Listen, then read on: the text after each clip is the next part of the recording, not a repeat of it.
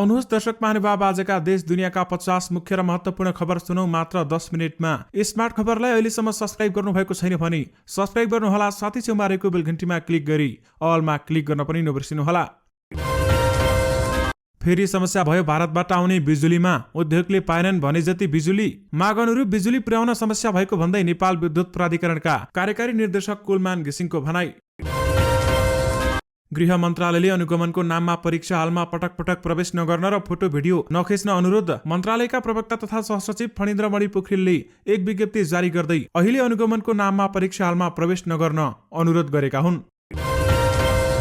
राष्ट्रिय फुटबल टिमका मुख्य प्रशिक्षक अब्दुल्ला अलमुताइरीको कार्यशैलीप्रति असन्तुष्टि जनाउँदै राष्ट्रिय टिमको क्याम्पबाट 9 जना खेलाडी बाहिरी। सिनियर खेलाडी रोहित चन्दसहित 9 खेलाडीले प्रशिक्षण क्याम्प छाडेका हुन्। भ्रष्टाचारको आरोपमा म्यानमारकी नेत्री आङ सान सुचीलाई थप 5 वर्ष जेल सजाय तोकियो। म्यानमारको एक अदालतले गोप्य सुनवाईमाथि नेत्री आङ सान सुचीलाई भ्रष्टाचार मुद्दामा दोषी ठहर गरेको हो। सरकारले आगामी जेठ 1 गतेदेखि हप्तामा 2 दिन बिदा गर्ने निर्णय। सरकारले शनिबार र आइतबार बिदा दिने निर्णय गरेसँगै सरकारको निर्णयलाई कार्यान्वयन गर्दै निजी तथा सरकारी विद्यालयहरूले पनि 2 दिन बिदा दिने तयारी थाले। नेपाल विद्युत प्राधिकरणले औद्योगिक क्षेत्रलाई पर्याप्त बिजुली दिन नसक्ने जानकारी। भारतबाट बिजुली आयात गर्न नपाएका कारण औद्योगिक क्षेत्रको बिजुली कटौती गरिरहेको प्राधिकरणका कार्यकारी निर्देशक कुलमान घिसिङले जानकारी दिए। नेपाल राष्ट्र बैंकका गभर्नर महाप्रसाद अधिकारी अर्थ मन्त्रालय छिरे, तर अर्थमन्त्री जनार्दन शर्माको मुख पनि हेरेनन्। जनार्दन शर्मा र महाप्रसाद अधिकारीको टसलपछि भएको जन्मेको विवादको छिनोफानो सर्वोच्च अदालतले गर्दै दोस्रो पटक स्थानीय तहको निर्वाचनमा पनि भरतपुर महानगर नेकपा माओवादी केन्द्रलाई सुम्पिएको भन्दै नेपाली कांग्रेसका नेता जगन्नाथ पौडेलले बागी उम्मेदवारी दिए। भरतपुरमा एमाले राप्रपा मिल्दा रेणुलाई चुनौती, बागी फकाउँदै प्रचण्ड र शेरबहादुर देउबा।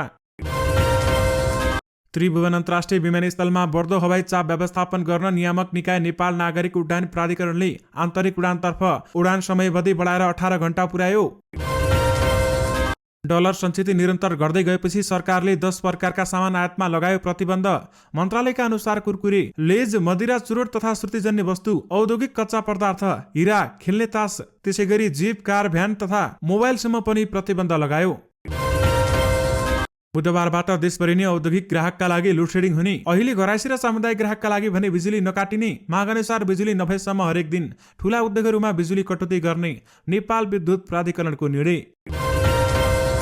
सरकारले आगामी जेठ 1 गतेदेखि स्वातामा 2 दिन बिदा दिने भएको छ भने 2 दिन बिदाले सेवाग्राही मारमा पर्न सक्ने। स्वातामा 2 दिन सार्वजनिक बिदा दिने सरकारी निर्णय। शिक्षण संस्था पनि लागू हुने। अब विद्यालय र क्याम्पस जस्ता शिक्षण संस्था शनिबार र आइतबार पनि बन्द हुने शिक्षा मन्त्री देवेन्द्र पौडेलको भनाई। चुनावले विप्लव समूहमा विभाजन। चुनावमा गएका पार्टी उम्मेद्वारलाई असर गर्ने गरी गतिविधि गरेको आरोप लगाइँदै विप्लवले नेता धर्मेन्द्र वास्तोला कञ्चन र हेमन्त प्रकाश ओली सुदर्शनलाई पार्टीबाट निष्कासित गरियो। नेपाली कांग्रेसका महामन्त्री गगन थापाले आफूहरूको घोषणापत्रले एमाले अध्यक्ष केपी शर्मा ओलीलाई झुटको चुनौती दिएकाले पागल भनेको टिप्पणी। ओलीलाई गगन थापाको जवाफ, बालकोट गएर ट्युसन पढाउँछु। सत्ता गठबन्धनले 23 वैशाखमा काठमाडौँमा चुनावी सभा गर्ने। सत्ता गठबन्धनले 8 वैशाखमा 7 प्रदेशमा चुनावी सभा गर्ने निर्णय गरेको थियो। नेकपा एमालेबाट विराटनगर महानगरपालिकाको उपप्रमुखमा उम्मेदवारी दिएकी शिल्पा कार्कीको उम्मेदवारी संकटमा। कोशी अस्पताल विकास समितिबाट राजीनामा नदिई उपमेयरमा उम्मेदवारी दिएपछि कार्कीको उम्मेदवारीमाथि छानबिन गरिने। नेपाली कांग्रेसको डाक्टर शेखर कोइराला पक्षले उम्मेदवारी टिकट वितरणमा विभेद भएको निष्कर्ष निकाल्यो। उक्त मुद्दालाई संस्थापन तहले निर्वाचन लगत्तै पार्टीमा उठाउने। स्थानीय निर्वाचनका लागि नेकपा एमाले 9 वैशाखमा स्थानीय तहको घोषणापत्र सार्वजनिक गर्यो भने नेपाली कांग्रेसले त्यसको 2 दिनपछि सार्वजनिक गर्यो। घोषणापत्रलाई लिएर नेताहरू गैर राजनैतिक आरोप प्रत्यारोपमा उत्रिए। गृहमन्त्री बालकृष्ण खाँड बागी उम्मेद्वारको मनोनयन फिर्ता गराउन चितवनको भरतपुर पुगे। नेकपा माओवादी केन्द्रको भागमा भरतपुरको मेयर उम्मेद्वार परेपछि नेपाली कांग्रेसका कार्यकर्ता असन्तुष्ट। 30 वैशाखमा हुने स्थानीय तह निर्वाचनका लागि नेकपा एमाले सबैभन्दा धेरै पदमा पाए उम्मेदवारी। स्थानीय तह निर्वाचनमा एमालेका 33,000 उम्मेद्वार, कांग्रेसका 31,000। पछिल्लो 24 घण्टामा नेपालमा थप 11 जनामा कोरोना भाइरस कोभिड-19 को संक्रमण पुष्टि। देशभर 252 जना सक्रिय संक्रमित। एकीकृत समाजवादी मकवानपुर अध्यक्ष श्री दर पोखरेल सहित 15 जनाले दिए सामूहिक राजीनामा। एमालेबाट जे भनेर विद्रोह गरेको त्यही प्रवृत्ति एकीकृत समाजवादीमा देखा परेकाले आफूले राजीनामा दिएको अध्यक्ष पोखरेलले बताए।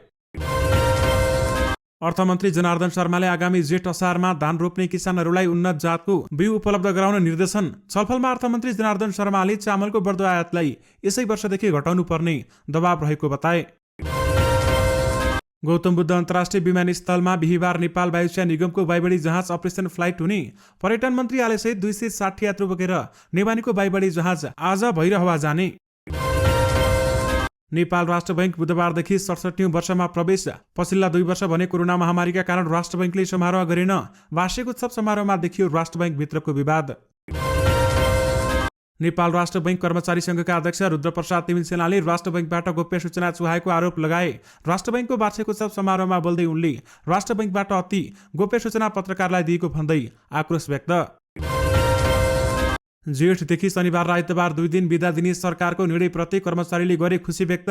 मन्त्री परिषदको बैठकले 1 जेठदेखि परीक्षणका रूपमा शनिबार र आइतबार 2 दिन सार्वजनिक बिदा दिने निर्णय गर्यो।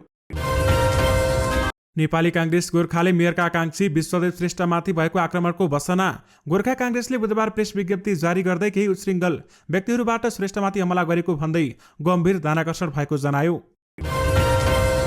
साताको 2 दिन सार्वजनिक बिदा दिने सरकारको निर्णयलाई नेपाली फिल्म क्षेत्रका 2 संस्थाले गरे स्वागत। सातामा 2 दिन बिदा दिने सरकारको निर्णयले फिल्म क्षेत्र उत्साहित। बेलायती संसदमा सत्तारूढ दलका 1 जना सांसदले अश्लील भिडियो हेरेको भन्दै अनुसन्धान सुरु। 1 जना महिला मन्त्रीले कन्जर्भेटिभ पार्टीका सांसदले संसद चलिरहेको बेलामा आफ्नो सामान्य अश्लील भिडियो हेरेको जानकारी गराइन्। अन्तर्राष्ट्रिय मुद्रा कोष IMF ले श्रीलङ्कालाई आफ्नो मौद्रिक नीति कडा बनाउन, कर बढाउन र ऋण सङ्कट हटाउन लचिलो विनिमय दर अपनाउन आग्रह। सरकारले कोरोना महामारी फैलिएपछि खडा गरेको कोरोना कोषमा अझै 21 करोड 50 लाख रुपियाँ मौजुदात रहेको देखियो। अहिलेसम्म 1 अर्ब 49 करोड 13 लाख 5,200 रुपियाँ खर्च गरिसकेको दाबी। शहरी विकास मन्त्री रामकुमारी झाँक्रीलाई निर्वाचन आयोगले सोधे स्पष्टीकरण। निर्वाचन आचार संहिता लागू भएपछि मन्त्री झाँक्रीले अमेरिका भ्रमण गरेको विषयमा स्पष्टीकरण सोधेको आयोगको स्रोतले बतायो। बुटवलको बीपी चोक नजिकै एक सुनचाँदी पसलबाट 3 करोड बराबरको सुनका तयारी गहना, काँचो सुन र 5 लाख रुपियाँ नगद चोरी भयो। सोमबार राति सटर र लकर काटेर 50 तोलाको तयारी गहना र काँचो सुन समेत चोरी भएको खुलासा। नेपाली कांग्रेसका महामन्त्री गगन थापाले चुनावका बेलामा पार्टीका सबै कार्यकर्ताले पार्टीको निर्णय मान्नुको विकल्प नभएको बताएका छन् भने अन्यायको हिसाब किताब हुन्छ। अहिले पार्टीको निर्णय मानु भन्दै गगन थापाको भनाई। प्राविधिक शिक्षा तथा व्यावसायिक तालिम परिषद CTVT परीक्षा नियन्त्रण कार्यालयले डिप्लोमा तहका सेमेस्टर परीक्षा प्रणालीको नियमित तथा आंशिक परीक्षाको आवेदन खुला गर्यो। स्थानीय तह निर्वाचन 2079 को कार्यक्रम अन्तर्गत यही वैशाख 11 र 12 गते परेका उम्मेदवारी मनोनयन दर्तामा हालसम्म 1,52,465 जनाको विवरण सङ्कलन भयो। नेत्र विक्रम चन्द्र विप्लव नेतृत्वको नेपाल कम्युनिस्ट पार्टी विभाजन ओली सुदर्शन र धर्मेन्द्र वास्तोलाले नयाँ पार्टीको तयारी गरिरहेको उनी निकट स्रोतले बतायो। सुनचाँदी बजारमा आज छापावाला सुनको मूल्य प्रति तोला 300 ले ओह्रालो लागेर 79,000 तोकियो। सुनको मूल्य 10 रुपियाँले घटेर 1,340 मा कारोबार भयो। 5 महिनामा 28 अर्बको बिजुली बेच्ने कुलमानको योजना। नेपाल विद्युत प्राधिकरणले वर्षातको समयमा बचतमा जाने बिजुली बिक्री गर्ने योजना बनायो।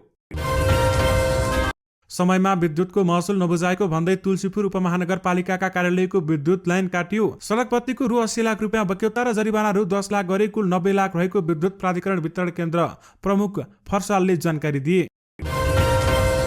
महानगरपालिकाको आफ्नै काठमाडौँ मेट्रोपोलिटन इन्भेस्टमेन्ट कम्पनी स्थापना गर्ने प्रतिबद्धता शहरी योजना मार्फत हुँदै भनेका सबै काम गर्न सकिन भन्दै काठमाडौँ महानगरपालिकाका मेयर विद्या सुन्दर साक्यले भने। रोकिएका 10 वस्तु आयातमा 57 अर्ब बाहिरियो। राष्ट्र बैंककै सुझावमा आयातमा रोक। आयातको ग्राफ उच्च हुँदै गएपछि सरकारले विलासी 10 प्रकारका सामान आयातमा रोक लगाएको छ। प्रशिक्षक अब्दुल्ला अल्मुतारीको व्यवहारप्रति कप्तान किरण चेम्जुङ असन्तुष्ट। हाल मालदिप्समा रहेको किरणले सामाजिक सञ्जाल फेसबुक मार्फत आफ्नो असन्तुष्टि जनाउँदै खेलाडीको पक्षमा रहेको बताएका हुन्। सत्तारूढ दलहरूले नेकपा एमालेसँग भएको चुनावी तालमेल खारेज गर्ने। गठबन्धनका शीर्ष नेताहरूको बुधबार बसेको बैठकले कुनै पनि हालतमा कुनै पनि तहमा गठबन्धन बाहेकका दलसँग तालमेल नगर्ने र तालमेल गरेको ठाउँमा सम्बन्धित दलले अविलम्ब खारेज गर्ने निर्णय। कबड्डी 4 को ट्रेलर रिलिज, मेरुनालाई पाउन दयाङ र सौगातको घम्साघम्सी। चौथो सिक्वेल भए पनि फिल्मको टाइटल छ kabaddi the final match. Share बजार परिसूचक नेप्सीमा सामान्य सुधार, बुधबार नेप्सी 5.17 अङ्कले बढेर 2376.17 को बिन्दुमा पुग्यो। नेपाल टेलिकमले ई सिम दिने, यसमा धेरै फाइदाहरू र साथमा ई सिम एक प्रकारको भर्चुअल अर्थात् इलेक्ट्रोनिक सिम भएको खुलासा। चितवनको माडी नगरपालिकामा एमालेका तर्फबाट उपमेयरमा उम्मेदवारी दर्ता गराएका रेशमलाल आचार्यले उम्मेदवारी फिर्ता लिए। माडीमा एमाले र राप्रपाबीच चुनावी तालमेल नहुने तर्क। पोखरामा एमाले फेल भइसक्यो, राम्रै मतान्तरले जित्छौं भन्दै धनराज आचार्यको भनाई। दर्शक महानुभाव, अब समाचार सुरु गरौं विस्तारमा। दर्शक महानुभाव, नेपालले भारतबाट आयात गर्ने बिजुली आपूर्तिमा फेरि समस्या भएको छ। भारतको खुला बजारबाट प्रतिस्पर्धी दरमा नेपालले बिजुली नपाउने र बिहार राज्यबाट आउने बिजुली पनि रोकिएपछि नेपालमा माग अनुरूप बिजुली पुर्याउन समस्या भएको नेपाल विद्युत प्राधिकरणका कार्यकारी निर्देशक कुलमान घिसिङले बताएका छन्। बिहारले पनि हामीलाई पुग्दै पुगेन भन्दै दिन सकेनौं भन्यो। प्रतिस्पर्धी बजारमा पनि बिजुली नपाउने भएपछि उद्योगहरूलाई मागे जति बिजुली दिन सकेका छैनौं। घिसिङले भने हामी सकेसम्म उद्योगलाई बिजुली दिने गरेका छौं, केही दिन समस्या हुन्छ होला भन्दै उनले बताएका छन्। र प्राधिकरणले अहिले दैनिक 350 देखि 400 मेगाहर्टसम्म बिजुली भारतबाट किनिरहेको छ। खुला बजारबाट विद्युत आयात गर्न एनटिपी विद्युत व्यापार निगम लिमिटेडसँग दैनिक 150 र पीटीसी इन्डियासँग 75 मेगावाट बिजुली किन्न नेपालले 1 वर्षको सम्झौता गरेको थियो। सम्झौता जुनमा सकिने भए पनि रुसले युक्रेनमाथि फेब्रुअरी 24 मा आक्रमण गरेपछि उक्त सम्झौता बमोजिम फिक्स्ड मूल्यमा नेपालले बिजुली पाउन सकेको छैन। त्यसपछि नेपालले खुला बजारबाट बिजुली किनिरहेको थियो भने खुला बजारमा पनि नेपालले बिड गरेको मूल्यमा बिजुली पाउन नसकेको कुलमान घिसिङले बताएका छन्। नेपालले बिहारबाट पनि छुट्टै सम्झौता गरेर 200 भन्दा बढी बिजुली आयात गरिरहेको छ। राष्ट्रिय फुटबल टिमका प्रमुख प्रशिक्षक अब्दुल्ला अल्मुताइरीको कार्यशैलीप्रति असन्तुष्टि जनाउँदै राष्ट्रिय टिमको क्याम्पबाट 9 जना खेलाडी बाहिरिएका छन्।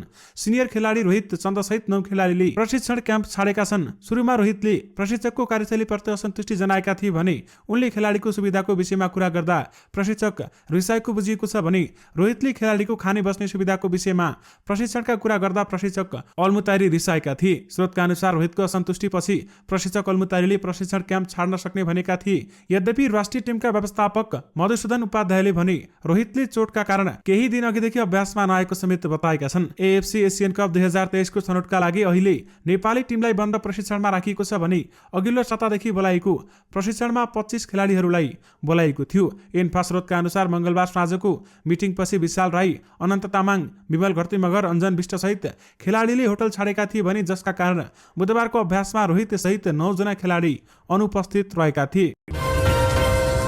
आयातको ग्राफ उच्च हुँदै गएपछि सरकारले विलासी 10 प्रकारका सामान आयातमा रोक लगाएको छ। उद्योग वाणिज्य तथा आपूर्ति मन्त्रालयले नेपाल राजपत्रमा सूचना प्रकाशित गर्दै असार मसान्तसम्म विलासी उपभोग्य सामान नेपाल भित्राउन रोक लगाएको हो। सरकारले कुरकुरे, कुरमुरे, लेज र यस्तै उत्पादन, सबै प्रकारका तयारी मदिरा, सुरुट तथा श्रुतिजन्य वस्तु, हिरा, मोबाइल सेट, 32 इन्च माथिका रङ्गीन टेलिभिजन, जिप कार र भ्यान, 250 सीसी माथिका मोटरसाइकल, सबै प्रकारका खेलौना र खेल्ने तासमा रोक लगाएको थियो। विशेष गरी रोकिएका 10 वस्तु आयातमा 57 अर्ब बाहिरिएको छ भने राष्ट्र ब्याङ्ककै सुझावमा आयातमा रोक लगाइएको छ। दर्शक महानुभाव, यससँगै तपाईँहरूमाझ आजका 50 ठूला खबरहरू राखिसकेका छौँ। फेरि पनि तपाईँहरूमाझ नयाँ रिपोर्टहरूको साथमा उपस्थित हुने नै छौँ। अहिलेलाई भने मलाई बिदा दिनुहोस्। नमस्कार।